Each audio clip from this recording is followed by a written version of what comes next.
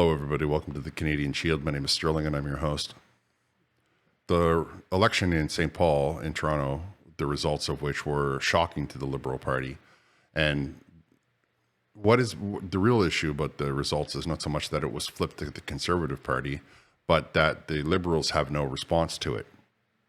That they can't say to themselves that it was a giant conspiracy. They can't blame it on Trump. They can't blame it on wildfires. They just lost that seat, and they don't want to acknowledge the implication of how that might be a strong indication of the way the country is feeling and about the Liberal policies and the way that the Liberals have taken this country, and especially the city of Toronto, into a direction that many people are not comfortable with.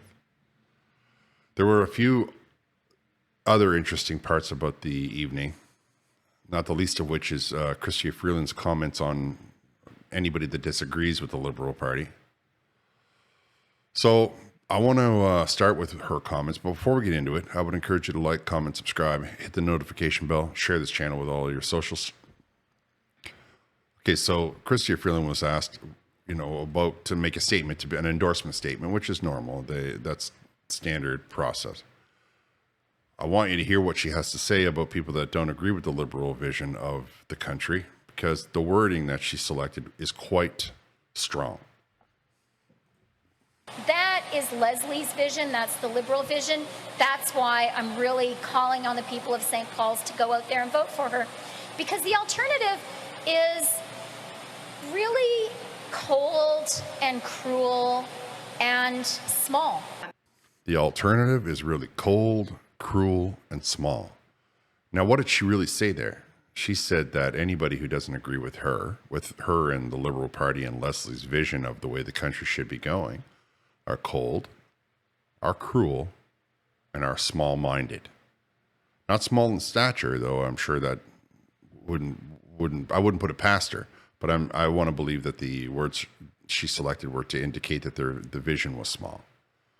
Now, I don't think that looking after your own and looking after your city over looking after, say, a country that's across the world is a small vision at all. I think that you can't worry about what's going on in your neighbor's house if your house is not in order and Canada's house is not in order. Of course, the big problem for the Liberal Party is that this being a downtown riding in Toronto, it's a strong indication that the city has turned against the Liberals. So they're losing in Quebec and now they're losing in Toronto. Without those two regions, the Liberal Party basically vanishes. They don't really have many seats west of Toronto, and they only compete with the Bloc for seats in Quebec. So the riding loss is a strong indication that the country is not going to be supportive and is not supportive of the ideas and the policies that the Liberals are putting forward. But if you're out there right now and you're listening to this and you think to yourself, well, what's the point about her talking about cold, small, and cruel? That is how she views anybody that doesn't agree with her. Now, you want to talk about small, but let's just say for the sake of argument that you're in her region and you are not a card-carrying Liberal voter. Do you really believe that you're going to get any support from this person? Do you really believe that this person is being impartial and not drawing her whole ideology along party lines? She thinks if you don't agree with Leslie and the Liberal Party that you're cold and cruel and small-minded.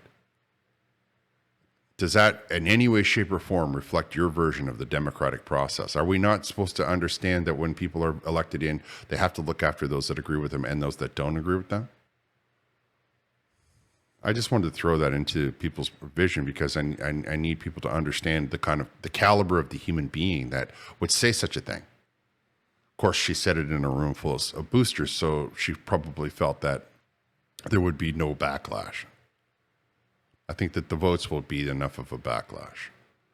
Now, when the next day came and the Liberal media asked her questions about the election results, she had no response.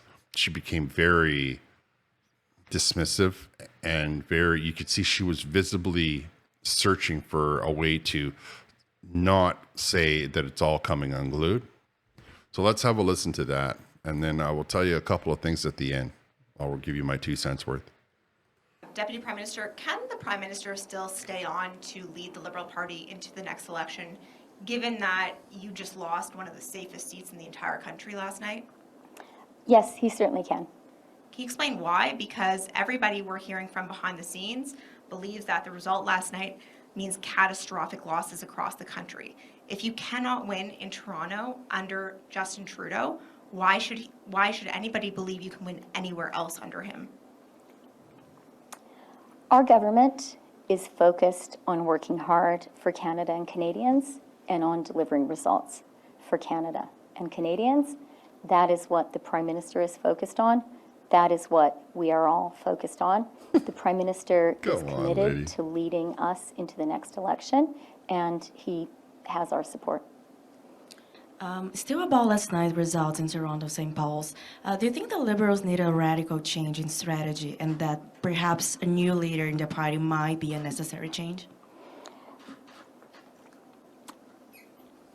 I just answered that question. Let me say the Prime Minister is focused on delivering for Canada and Canadians. Our whole government is focused on delivering for Canada and Canadians. That's what we're going to continue to do. The result in St. Paul's is certainly disappointing. And why exactly do you think the Liberals are failing to retain voters in ridings like St. Paul's that, the party held for decades?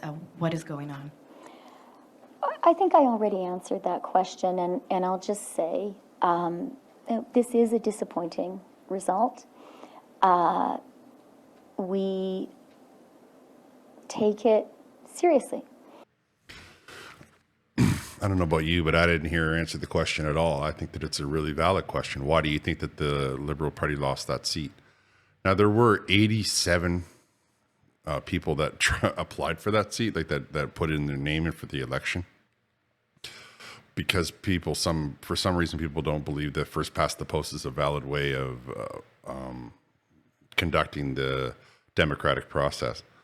I don't agree with them. I think that they overloaded the system, however, there are people saying that those 87 votes or whatever, those 87 people split some of the vote away from the Liberal Party.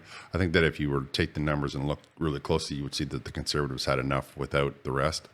60 people voted for the Marxist Party, so that's a bit disturbing.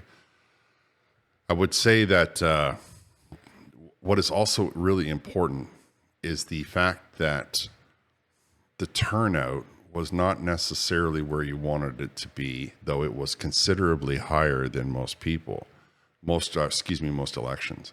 And you can see here, according to Elections Canada, there are 30,962 votes cast, 43%. Now, I can say to you with absolute certainty that 43% is not enough. We need to have a 95% voter turnout. Like, if you didn't vote and you were eligible to vote, shame on you. And if you want to tell me that there is no reason to make the change so you shouldn't vote because it doesn't have an impact, you will never be able to say that because you didn't vote. So you will never know what impact you might have had because you did not vote. However, a 43% turnout is, in Canadian politics and in electoral turnouts, massive. It's at easily twice the number of people that came out for the last election, where we ended up with the Liberal Party for the next 4 years. And I think that Canadians need to understand we need to start voting. If you have the right to vote, you need to cast your vote. So I'll leave that thought with you there. I'm going to wrap here. I want to thank you all for listening. I would appreciate it if you would like, comment, subscribe, hit the notification bell, share this channel with your friends. I'll talk to you next time.